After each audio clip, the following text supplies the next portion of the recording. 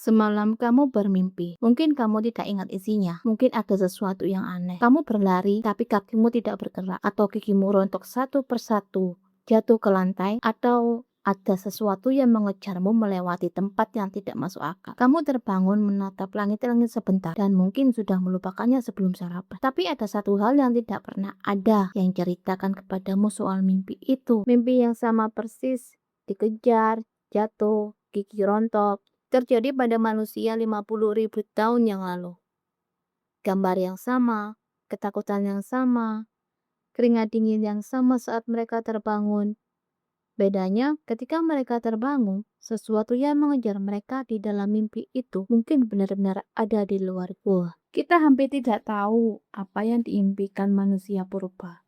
Kita tidak bisa menggali mimpi, kita tidak bisa mengukur usia sebuah mimpi buruk dengan karbon. Tapi dalam 2 dekade terakhir, para neuroscientist, biolog evolusioner, dan arkeolog telah menyusun sesuatu yang luar biasa. Gambaran tentang seperti apa otak yang bermimpi sebelum ada kota, sebelum ada bahasa, sebelum ada Tuhan, dan apa yang mereka temukan mengubah cara kita memahami. Bukan hanya mengapa kita bermimpi, tapi mengapa kita menjadi manusia sama sekali. Mari mulai dari sesuatu yang kedengarannya salah. Dari semua primata di bumi dan para ilmuwan yang telah mempelajari puluhan spesies, manusia tidur baring sedikit. Simpanse tidur sekitar 9 jam sehari. Lemur bisa tidur sampai 17 jam. Rata-rata komunitas pemburu, pengumpul yang diteliti di Tanzania, Bolivia, dan Namibia tidur antara 5,5 hingga 7 jam. Kita adalah primata dengan otak paling kompleks di planet ini, dan kita tidur lebih sedikit dari semuanya. Antropolog evolusioner David Sampson dari Universitas Toronto menyebut ini sebagai paradoks tidur manusia. Bagaimana mungkin spesies dengan otak paling rumit tidur lebih sedikit dari seekor lemur? Jawabannya bermula sekitar 1,9 juta tahun yang lalu. Sebelum Homo erectus, nenek moyang kita tidur di pohon.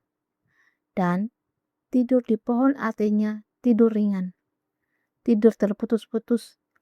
Selalu waspada karena cabang tidak akan menyelamatkanmu walau kamu terjatuh. Ketika Homo erectus turun ke tanah secara permanen, sesuatu berubah. Tidur di tanah lebih dalam, lebih tidak terganggu.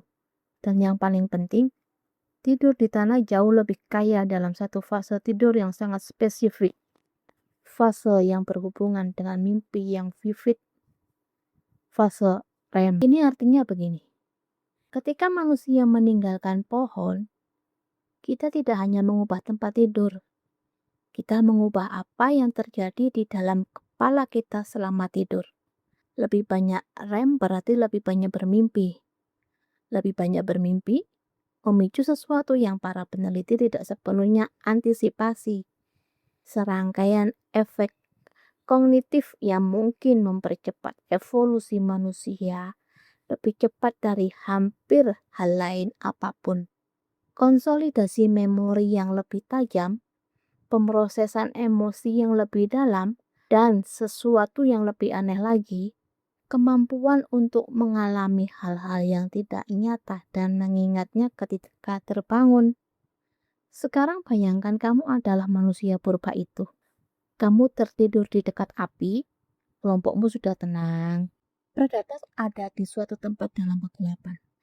Dan kemudian otakmu melakukan sesuatu yang tidak dilakukan otak lain di bumi. Dengan cara yang persis sama.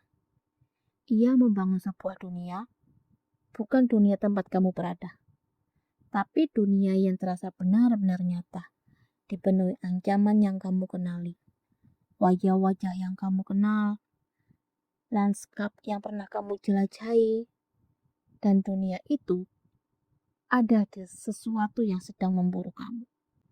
Seorang neuroscientist Finlandia bernama Antti Revonsuo menghabiskan bertahun-tahun mempelajari isi mimpi, bukan hanya pada orang-orang modern, tapi pada komunitas pemburu, pengumpul, pada anak-anak yang pernah mengalami ancaman nyata, pada populasi yang hidup di bawah bahaya yang terus-menerus. Dan apa yang temukan cukup konsisten hingga pada tahun 2000. Ia menerbitkan sebuah teori yang mengubah cara banyak peneliti berpikir tentang mimpi. Ia menyebutnya teori simulasi ancaman. Argumennya begini. Otak yang bermimpi tidak acak. Otak yang bermimpi sepertinya yang diusulkan hipotesis lama. Bukan sekedar otak yang mencoba memahami kegaduhan. Otak yang memiliki kecenderungan yang disengaja, yang dipilih oleh evolusi menuju ancaman. Mimpi dikejar, mimpi jatuh, hewan yang menyerang, penolakan sosial, terjebak. Ini bukan kecelakaan dari pikiran yang sedang tidur. Ini adalah pikiran yang sedang berlatih. Bayangkan apa artinya ini bagi manusia 50.000 tahun yang lalu. Setiap malam, sementara tubuh mereka diam dan aman di dekat api, otak mereka sedang mensimulasikan skenario yang paling mungkin membunuh mereka. Berlari dari predator, melewati banjir, terjebak di sudut, dan karena mimpi terasa nyata saat kamu mengalaminya, rasa takut, adrenalin, proses pengambilan keputusan, otak benar-benar sedang berlatih, mengasah respon, membangun ingatan, otot bertahan hidup tanpa pernah meninggalkan gua. Biaya dari satu kali gagal berlari cukup cepat dari seekor singa adalah kematian. Biaya dari berlatih lari itu setiap malam dalam mimpi adalah 0. Biaya dari berlatih lari itu setiap malam dalam mimpi adalah 0. Evolusi menurut Revonsuo menemukan cara untuk melatih asetnya yang paling berharga. Sistem saraf manusia secara gratis setiap malam selama ratusan ribu tahun. Itulah mengapa kamu masih bermimpi dikejar-kejar. Bukan karena kamu stres soal email yang belum dibalas, tapi karena jauh di dalam neurologi kamu ada program kuno yang masih menjalankan latihannya setiap malam. Tapi mimpi dikejar-kejar hanya sebagian dari gambar besarnya. Disinilah semuanya menjadi benar-benar aneh.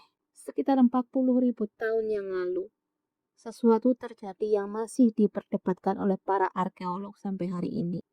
Di gua-gua di seluruh Prancis Selatan dan Spanyol, Chauvet, Altamira, manusia mulai melukis dinding. Bukan melukis seperti cara kamu menghias rumah. Melukis di kegelapan total dengan cahaya obor, di lorong-lorong sempit yang hanya bisa dilewati satu orang, gambar-gambar hewan yang presisi dan indah dan nyata. Bison, kuda, mamut berbulu, dan kemudian tersebar di antara hewan-hewan yang realistis itu sesuatu yang lain. Sosok-sosok yang setengah manusia dan setengah hewan. Seorang lelaki dengan kepala burung terbang telentang di sebelah bisonnya sedang menyerang. Makhluk bertanduk rusa dengan kaki manusia. Wujud-wujud yang tidak pernah ada dimanapun kecuali di dalam pikiran seseorang. Seorang arkeolog bernama David Lewis William menghabiskan puluhan tahun mempelajari gambar-gambar ini bersama seni batu serupa yang dibuat oleh suku San di Afrika Selatan. Dan ia mencapai kesimpulan yang kontroversial yang masih diperdebatkan hingga sekarang. Ini bukan lukisan tentang dunia di luar, ini adalah lukisan tentang dunia di dalam.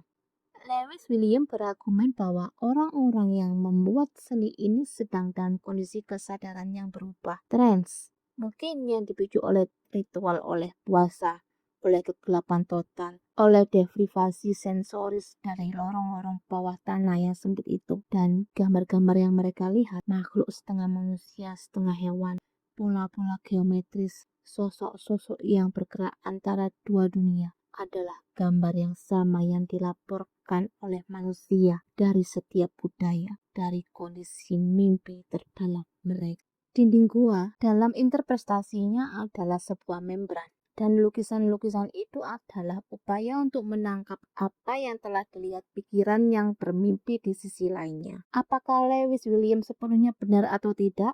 Implikasinya luar biasa. Sebagian dari karya seni tertua yang pernah dibuat manusia mungkin adalah citra mimpi. Pertama kali manusia mencoba mengkomunikasikan sesuatu yang tidak bisa diucapkan. sesuatu yang hidup di celah antara tidur dan terjaga. Mereka masuk ke dalam bumi dan melukisnya di atas batu. Dan dari dorongan itu, kebutuhan untuk memaknai apa yang dilihat pikiran dalam kegelapan, lahirlah sesuatu yang jauh lebih besar. Pada awal studi formal tentang agama, para ilmuwan memperhatikan sesuatu yang tidak biasa. Setiap budaya manusia, sekeras apapun isolasinya, mengembangkan versi dari gagasan yang sama. Bahwa saat tidur, diri bisa meninggalkan tubuh. Bahwa orang mati bisa mengunjungi orang hidup dalam mimpi. Bahwa orang-orang tertentu, penyembuh, saman, tetua, bisa menavigasi dunia mimpi atas nama kelompok dan kembali membawa pengetahuan.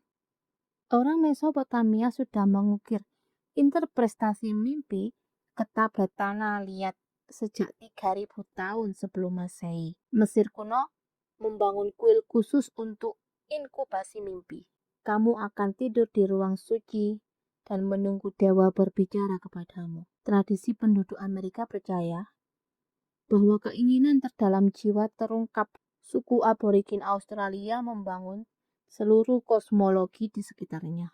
Apa yang mereka sebut dream time, sebuah realitas paralel yang terus ada berdampingan dengan kehidupan nyata, hanya bisa diakses ketika kesadaran mengendurkan cengkeramannya. Tradisi-tradisi ini berkembang di sisi-sisi planet yang berlawanan, dipisahkan oleh puluhan ribu tahun dan ribuan kilometer lautan, tanpa kontak satu sama lain, dan semuanya tiba di tempat yang sama.